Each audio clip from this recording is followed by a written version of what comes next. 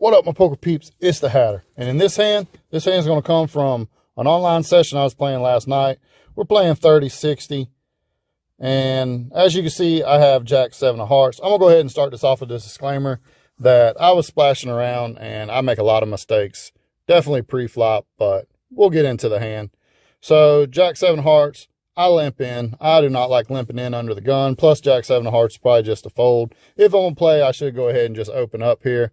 But for whatever reason, I limp in. Now the splashy player behind me, who is starting with 2x starting stack, limps in. And then the villain number 1, he's going to go ahead and come in and raise it up to 390.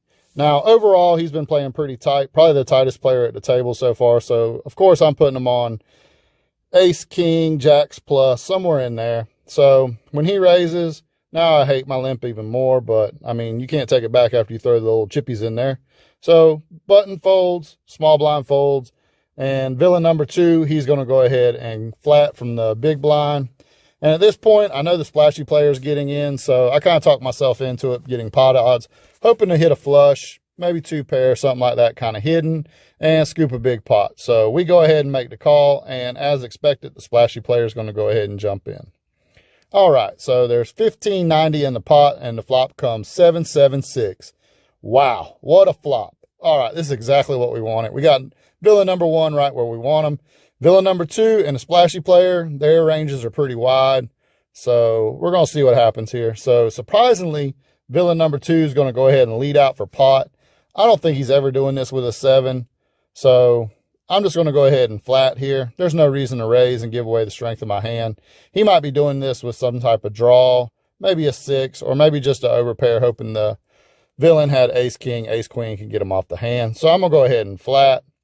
And the splashy player is going to eventually find a fold.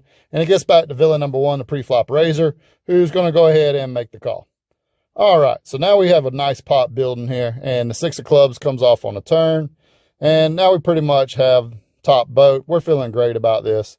So villain number 2 with 1520 behind with 6360 in the pot finds a check, which is surprising. There's no reason for us to bet here because we're just hoping that villain number 1 will overplay any kind of pocket pair or ace high, ace king type hand. So we check, and villain number 1 goes ahead and goes pot, putting both of us all in. And villain number 2 actually snaps pretty quickly. At this point, I'm thinking maybe he has a 7 also, and we're chopping the pot.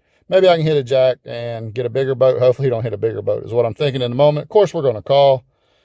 And the river is 9 of clubs. And with 159.85, pretty much 160 in the pot, we're going to showdown. And villain number 2 shows just a straight bluff. He was punting away with ace-jack offsuit. And villain number 1 had pretty much what I figured he had. He had an overpair. He had pocket kings and just could not get away from the marriage to the big pocket pair. So pre-flop, I'll give myself really a D-, maybe an F. But post-flop, I think I played it pretty well. Give me y'all's thoughts on what y'all think about how I played from flop, turn, and river. See y'all tomorrow. Hatter out.